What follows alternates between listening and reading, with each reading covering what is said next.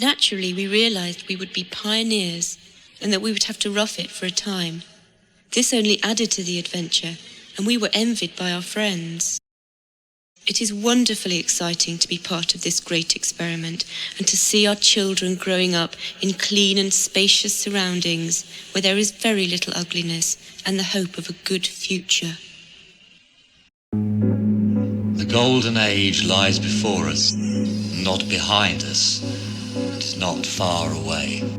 The city was from the day of its creation incapable, because of the motives behind its construction, of any other destiny than that of killing the country where God put man to enable him to live his life as best he could. Condemned herself, the city brings on man's destruction. He is not directly condemned, but is implicated in her crime by having sought her protection.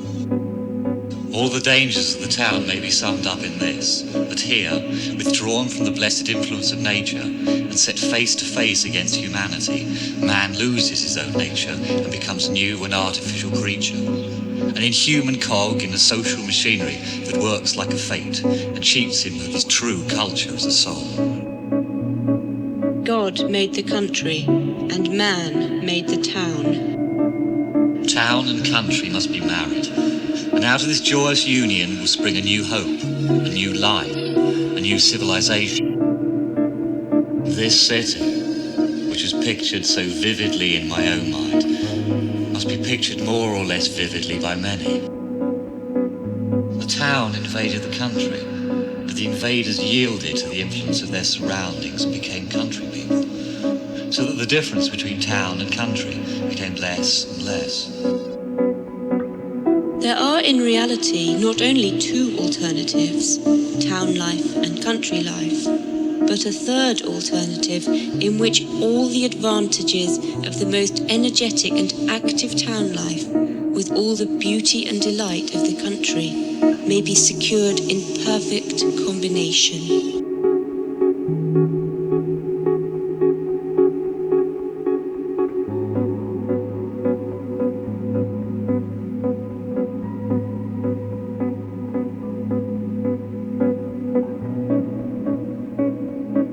Our task as we see it is to conduct an essay in civilization, an opportunity to evolve, plan and carry into execution for the benefit of coming generations the means for a happy and gracious way of life. Britain has been fortunate in having practical idealists who have campaigned or worked for new towns, not simply or primarily as politicians or as professional planners, but as individuals concerned with social reform and the good life as this might be recreated under modern technological conditions.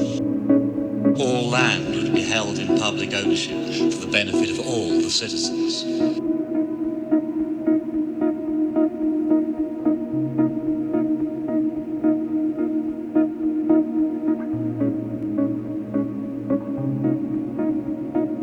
The new town is as important to British prestige internationally as the development of the jet engine, the Comet, and Calder Hall. The British Newtown experience contains valuable lessons for most, if not all, countries of the world. The new towns are in many ways suited to function as social laboratories, testing new concepts in a context where conditions can be created to give them the best chance of success. Newsworthy issues are not the transient issues of an established centre, but the experimental, pioneering concerns of genuine social adventures. Residents of the new towns may easily forget that they are pioneers, that they are part of an experimenting community building that has drawn the attention and emulation of nations throughout the world. If you feel your new town has given you a new life and a new chance, then say so.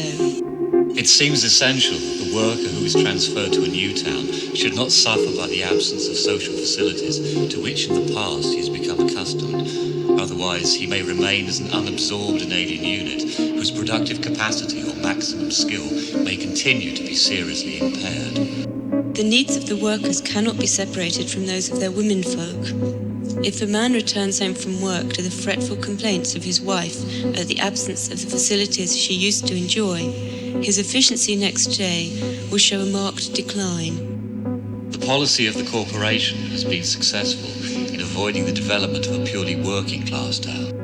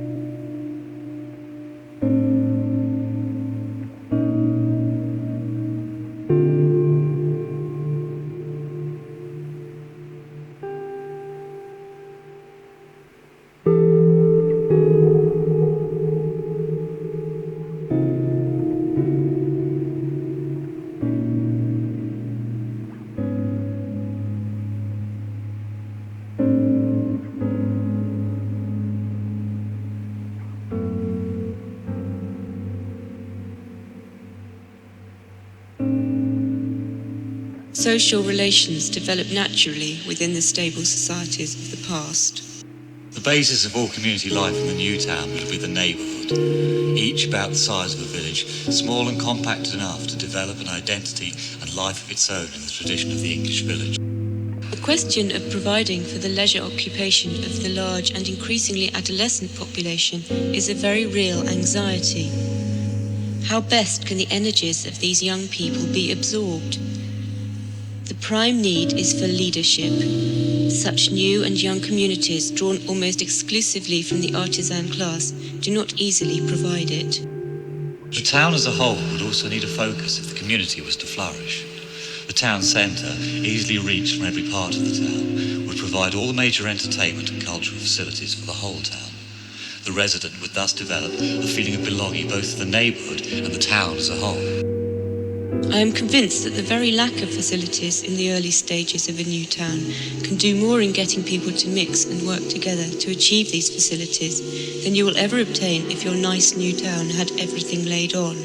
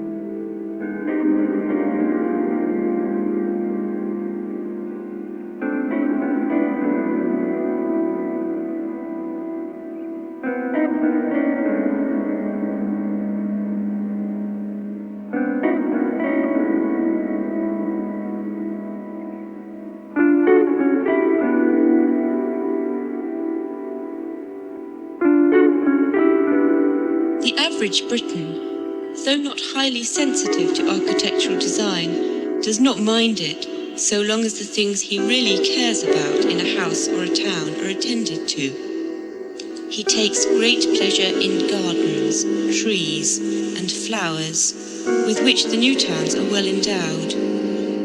The outlook from his window, the room with the view, is more important to him than the look of his dwelling from the street. The English school of landscape design, probably this country's greatest contribution to art, has been revived and given new dimensions largely by the New Town movement. No new housing development more accurately reflects the chosen way of life of the average British family. There may be nostalgia for a cottage embedded in the English countryside or a penthouse in the heart of a big city, but no real desire when account is taken of such factors as social isolation, journey to work, availability of schools, noise and the family budget. The middle-class suburbanite might move into a finished house, but much work remains to be done which forces him into the role of a handyman. Such a role may be entered willingly. It gives added status to the father, strengthening his image as provider to the family. The new towns usually score high on the trees and flowers, but, with a few notable exceptions, low on sculpture.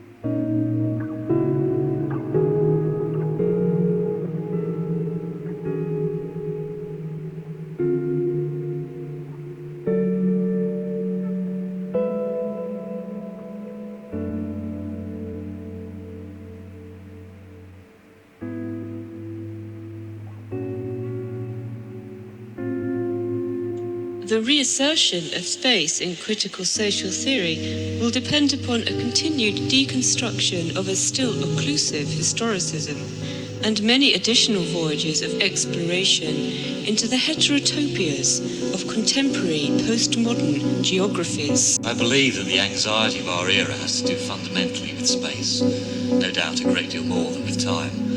Time probably appears to us only as one of the various distributive operations that are possible for the elements that are spread out in space. Space is not a reflection of society, it is society. Therefore, spatial forms, at least on our planet, will be produced. Space is not a scientific object removed from ideology and politics. It has always been political and strategic. If space has an air of neutrality, it is precisely because it has been Space is a material product in relation with other elements, among others men, who themselves enter into particular social relations, which give to space a... Space is fundamental in any form of communal life. Space is fundamental in any exercise of power. The division of space reflects and influences the social relations between men and women in cities.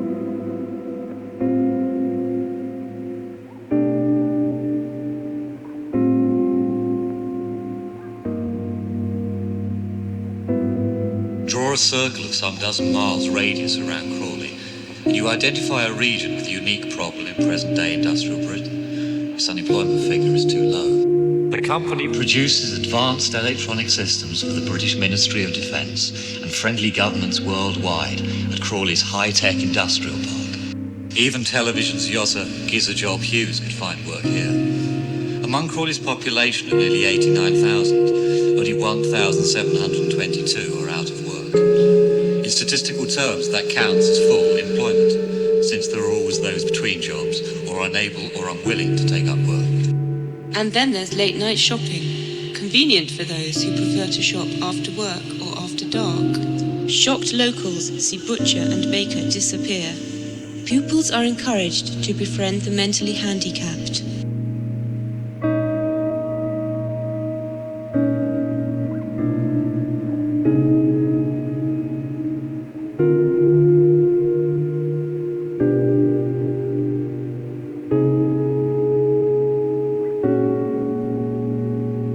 It had all been worthwhile. He knew now that he would never return to Garden City with its pastoral calm.